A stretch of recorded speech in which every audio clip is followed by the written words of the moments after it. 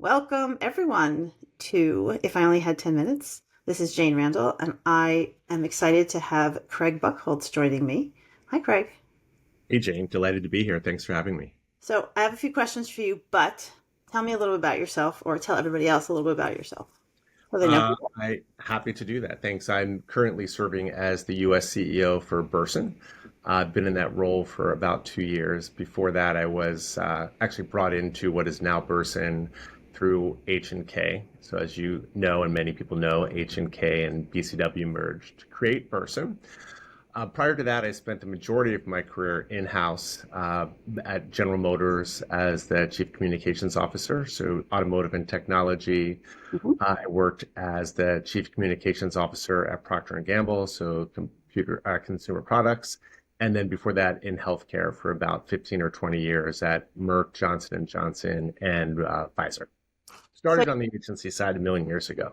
so you only want very well-known brands, basically. That's I like a prerequisite before you take a job.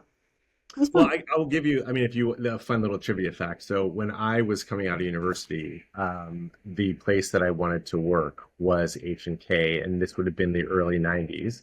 Yeah. And at that time, if you wanted to launch a career and you wanted to be successful, you went to H&K and you went to H&K in New York. That was one of the preeminent agencies at the time. Sure.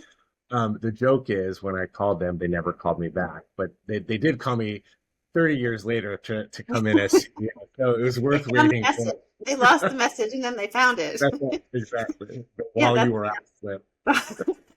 yeah, no, for sure. That's really funny. What do you wish more people in power understood about communication? I wish more people in power understood that communications is more of a strategy and less of just a solution. And I see a lot of times people like to sort of throw communications at something or sprinkle communications on a problem.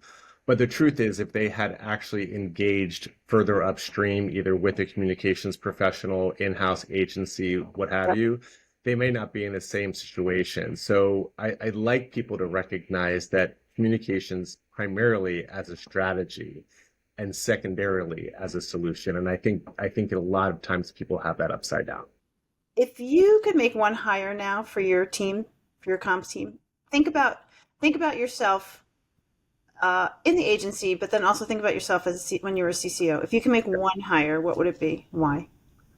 Well, it's actually the same answer. I think the investment that I would need to make both on the client side and on the agency side is an integrated thinker who really understands influencer space, because a lot of what our clients are looking for now is opportunities to leverage the creator community and the creator economy.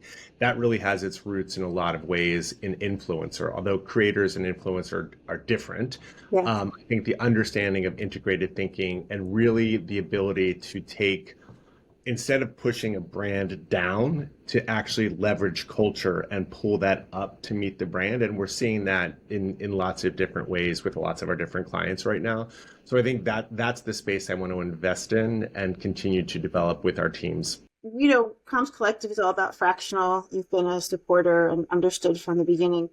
How do you think do you think the rise of fractional is or will change the industry? I think it will enhance the industry. And I think the beauty of a fractional leader or fractional role is it gives an organization the opportunity to bring in a portfolio of thinking, whereas the previous model is I will buy this and everything that does or does not come with it. I think in a fractional model, you have the latitude and the flexibility from a cost structure to actually bring in a portfolio of thinking to understand exactly what's going to best be part of the strategy the company is trying to execute, Hmm. the problem the company is trying to solve. So I think it's an enhancement. It's an and versus an or in a Right. way the way I see it is only good, because there's a lot the dynamism of the communication space right now is going to require more portfolio thinking. And I Right. think fractional leadership and fractional roles help to kind of fill that void. Who is the best communicator you've ever seen in action? I've gotten this question before, and this is going to seem like a shirk, but I don't have one specific That's leader fine. because I think different people are better Sure. or worse in different situations.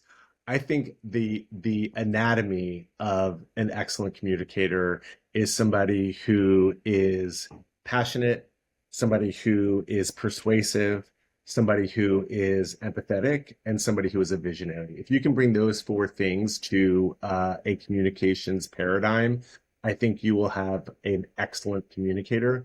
And those four things kind of morph based on the situation. Obviously, world leaders come to mind. Obviously, spiritual leaders come to mind. But underneath all of that, I think is more of the four or five kind of anchor points of what makes an excellent communicator. And I try to think about that when I'm in front of groups or even in small groups. What is the role that I can play as a communicator here? Have you worked for people who embody that? You don't have to name them. I'm just I curious. do. Yeah, I certainly have. Absolutely. And again, the best communicator or the best leader in a lot of respects is also somebody who is open to feedback and adapting and changing and whatnot, either situationally or in the spirit of continuous improvement over time. What's a compliment you've never forgotten?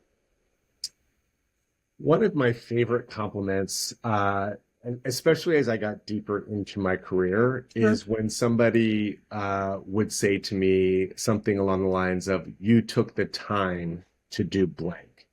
And what it reminds me of all the time is you don't always recognize the little things that you do with or for other people and how powerful or impactful they are.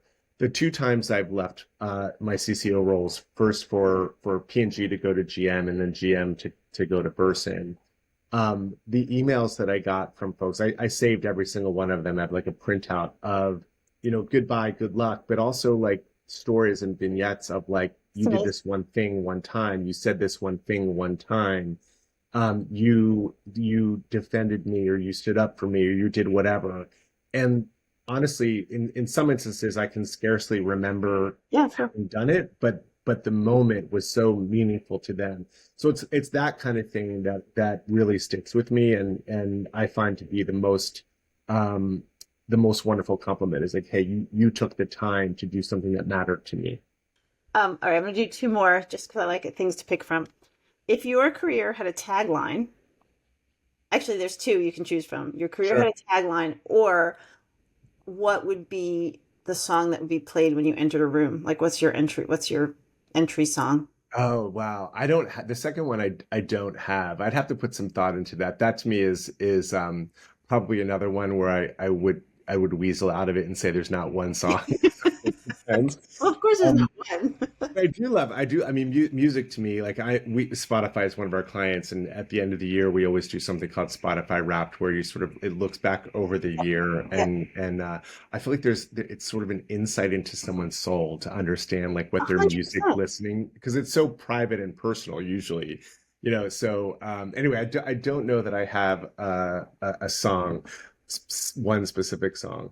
I think if I had a tagline, this sounds kind of trite and it's trademarked by Nike, so I don't think I can say it on podcast, Is but it it is like yours? just do it, like trust your gut. I think I've learned over time and honed the ability to trust my gut, and I think that I see this really still, unfortunately, in a lot of places today of people I work with and for, where they have everything that they need to trust their gut, and for some reason there's a seed of doubt for them.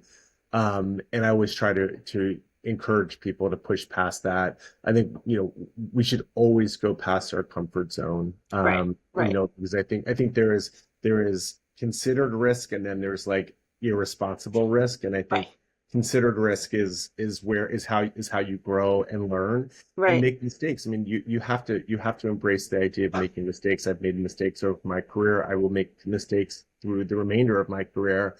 And you have to use those as learning opportunities and have the humility to recognize that you Right, made a mistake and right. then pivot as necessary. Okay. If you had an extra 10 minutes in your day, because I heard about your day before we got on air, you're flying everywhere. What would you do with that extra 10 minutes? Um, I would spend time reflecting. Okay. And for me, there's so much that happens in the course of a day.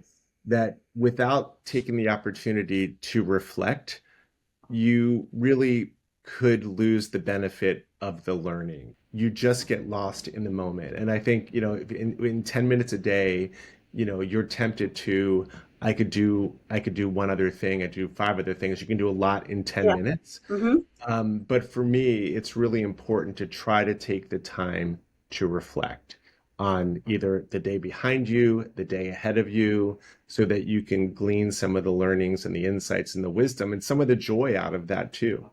So that to me is something that is somewhat sacred. I love that. Thank you. Well, thank you, Craig. Thanks for being with us. It's my pleasure.